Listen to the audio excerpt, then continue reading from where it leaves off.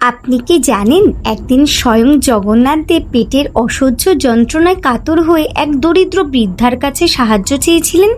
কেন ভগবানকে তেতো নিমের রস পান করতে হয়েছিল, আর সেই ঘটনার পর থেকে কেন আজও জগন্নাথ মন্দিরে ভোগের পর নিম রস অর্পণ করা হয়, এই অলৌকিক রহস্য জানলে আপনি অবাক হয়ে যাবেন। অসংখ্য ভক্ত ভগবান জগন্নাথকে ভক্তি ভরে নানা রকম প্রসাদ নিবেদন করতেন। কেউ মিঠাই, কেউ ফল, কেউ আবার নানার সুস্বাদু ভোগ এনে তার চরণে অর্পণ করতেন। ভক্তদের এই অগাধ ভালোবাসা দেখে ভগবান জগন্নাথ ভাবলেন, আমার ভক্তরা এত প্রেম দিয়ে যে প্রসাদ নিয়ে আসে, আমি যদি তা গ্রহণ না করি তবে তাদের মন ভেঙে যাবে। এই ভাবনা থেকেই তিনি প্রতিদিন সব ভোগই গ্রহণ করতে লাগলেন।